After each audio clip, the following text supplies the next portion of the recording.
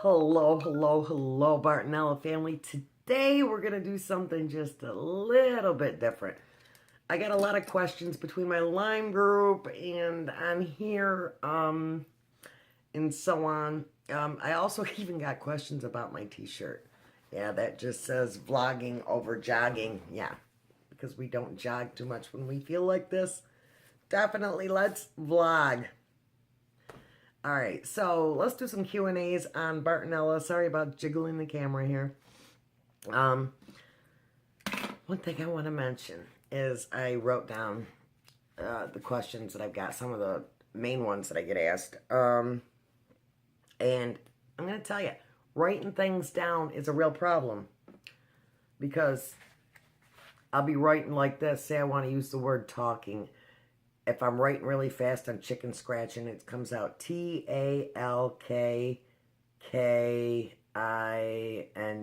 You know, the L looks like a K. Writing is sometimes almost impossible. I mean, I'm like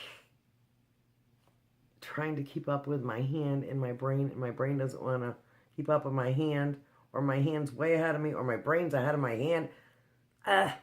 But anyway, on to the questions. Okay. How long have I had Bartonella? That's a tough question. I started getting sick back when I was a teenager. I could definitely say around 18 or 19 years of age. But I do believe that something may have triggered it, and somebody also mentioned this in the comments before. You know, did you ever have dental work when you had that serious illness as a child?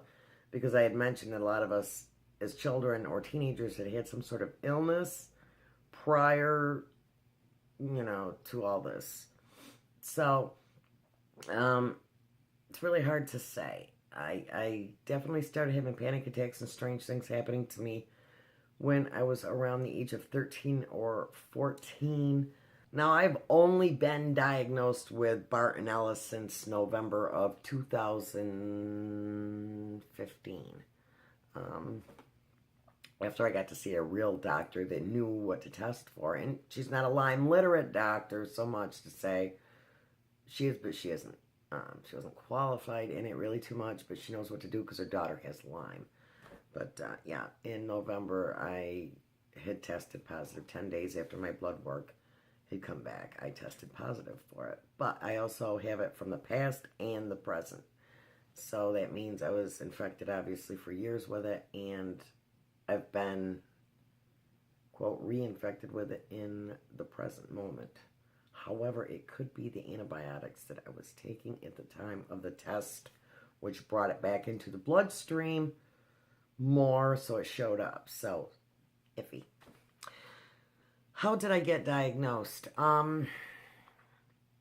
Well, when I did see that good doctor, I got diagnosed with, through the Mayo Clinic. Because the Mayo Clinic accepts insurance. Like, I probably mentioned some of these things before in the past. If you're going through something like IGeneX, you're paying out of pocket, and you're paying a lot of money. Okay, I didn't have any luck with IGeneX Lyme test, but they told at the bottom of the sheet not to necessarily go along with how the blood work came back, because blood work's not always accurate for it. But if it's going to be accurate, they're one of the top places to get it done, unless you want to have it sent to Germany. You know, like here in New York, a lot of people want to go to like Stram Center and things like that. So, depends on where you live and your location. But my doctor did test for Lyme, Babesia, or Ehrlichiosis. I don't know. I think she checked for anaplasms and maybe mycoplasms. I'm not quite sure. She tested for lupus. We already know I have thyroid disorder because of it. And so on. So, yeah. Am I on treatment? I've been asked this many times. Probably my top question. No. I'm not on treatment at the moment. My doctor is so overbooked that I really need to start seeing another doctor, because the last time I saw her was in May of 2016, and here we are halfway through January. Actually, nearing the end of January now, so yeah. I get told all the time to go to the emergency room if I have like a flare-up. That's a time that she really should have seen me because I had a really bad flare-up back in September. Hurts after having a fever a week prior. As far as treatments go, she wants me to work on my diet more. Like I've mentioned in prior videos, you know, eating from a health food store is not cheap, especially when you have a family. And, I don't know, it is what it is, I guess. What is my average day like? Well, usually I wake up in the morning. Since I've been herxing since September, I take a half of the lowest dose of Xanax that you can get, a half a pill every morning until the herxing's completely gone, and then I can wean my own self off from that half a tablet. It's really not a lot. So I take that, and within about half an hour to 45 minutes, it seems to regulate my chemical imbalance that's going on due to the herx, due to menopause that started in September too. Yeah. So I do that, and then I get up and I get on the computer and I try to upload my videos because I have various YouTube channels and various pages from all different things. I have a page called Memory Lane on Facebook that is all about what childhood was like growing up in the 50s, 60s, 70s, and 80s. I have a thing called Forgotten Songs because I worked in radio and I still DJ when I feel good. Do sound for bands when I feel good.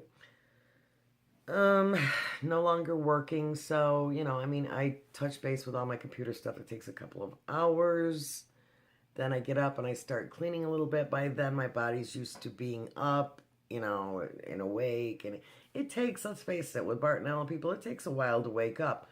And I can't drink coffee due to the disease. So I do that. I get my kids off to school. I get up, I clean the house as much as I can. Usually that exhausts me. And sometimes I need a nap around 11, 12 o'clock.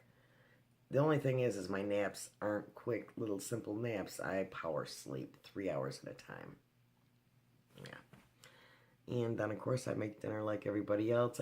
Once Roger comes home, we go out. If I need stuff from the store, we get that. And then, of course, you know, nighttime, I do more computer stuff or whatever. I do research. I do some reading before bed. And that's what my day consists of.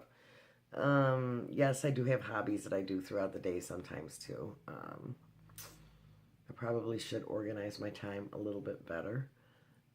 I'm a very crafty person. I do crafts, I do websites, I do a lot of stuff. I've got to do something all the time because this disease has made me ADHD, and sitting and doing absolutely nothing will drive me insane. So that's what my day is like. Do periods affect you with this disease? Oh, God, yes. Yes, yes, yes. Usually, you'll have about a week to a week and a half, a lot of times, of PMSing, where you're really moody and miserable and can't stand the world, let alone yourself.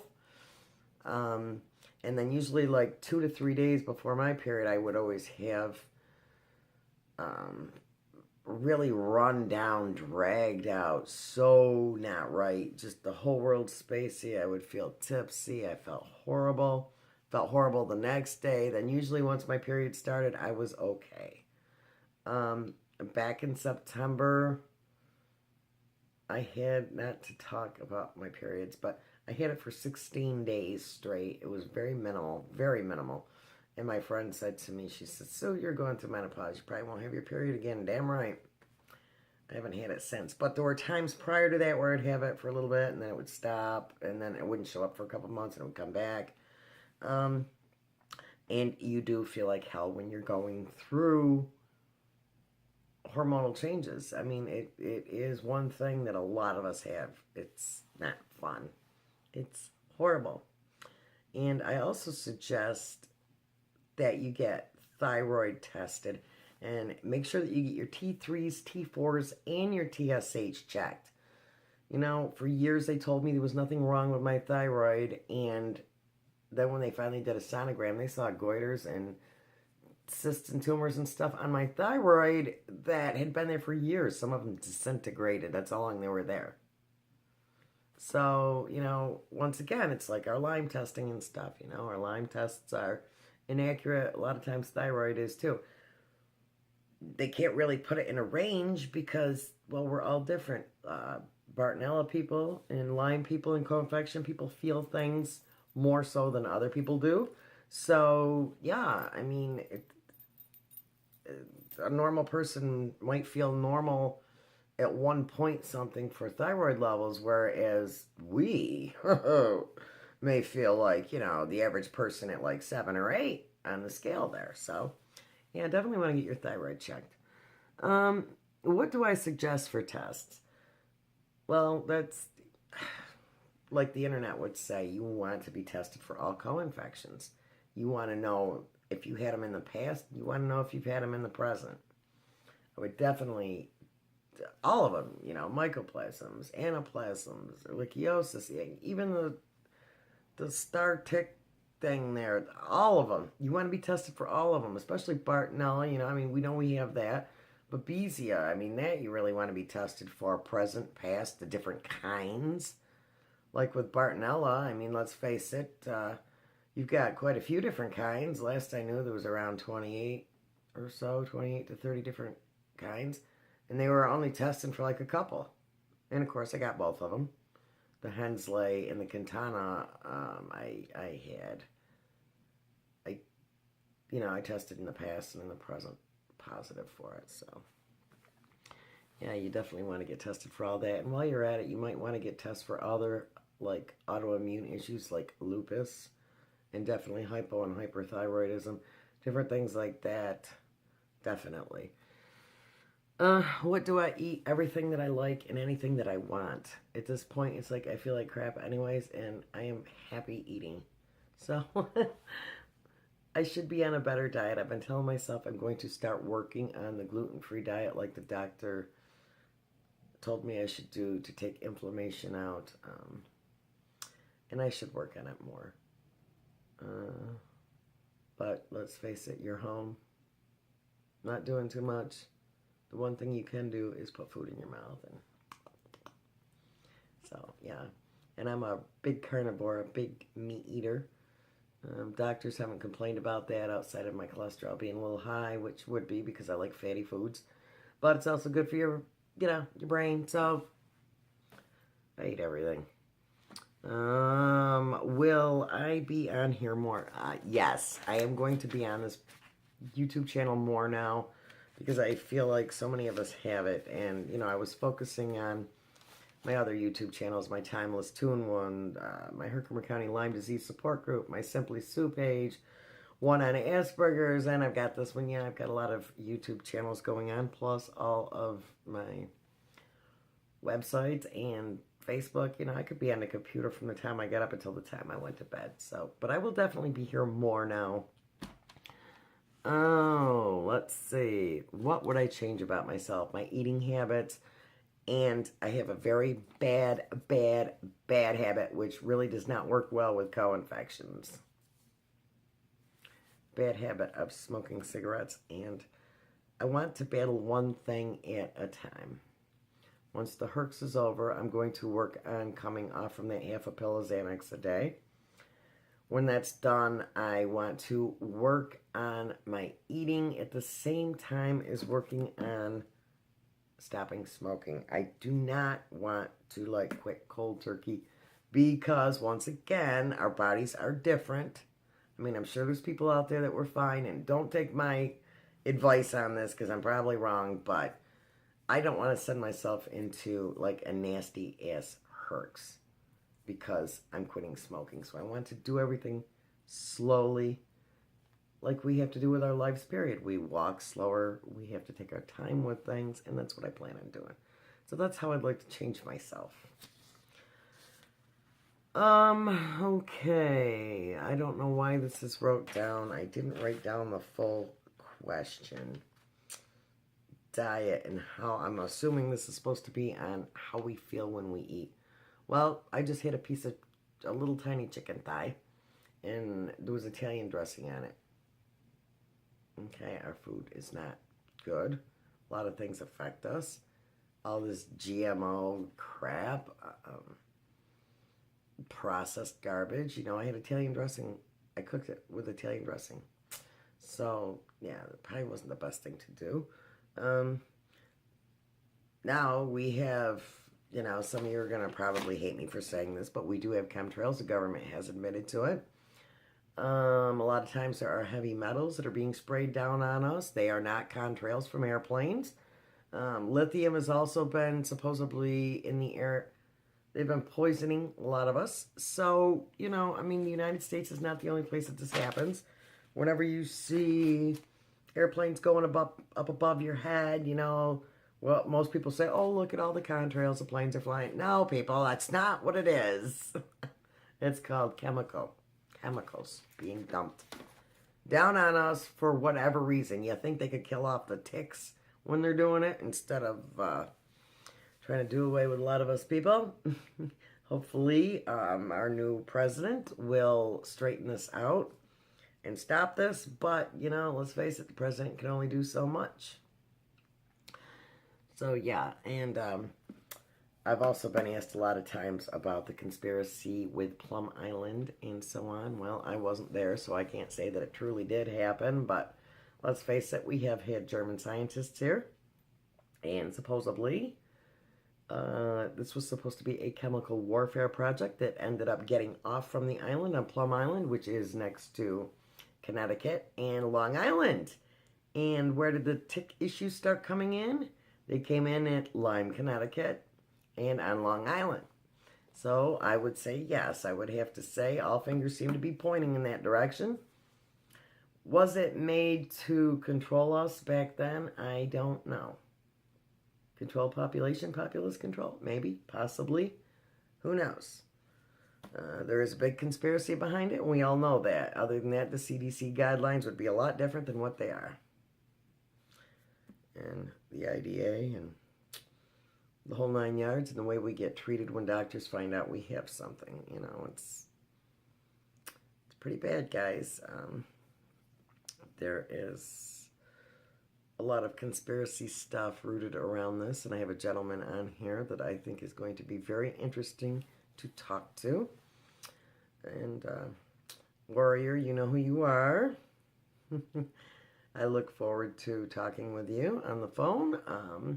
And a shout out to Kimi for being so sweet and full of questions. And I'm glad that you understand that other people have it, because I'm glad to know, I'm not glad to know that you have it, but I'm glad to know that other people understand this also.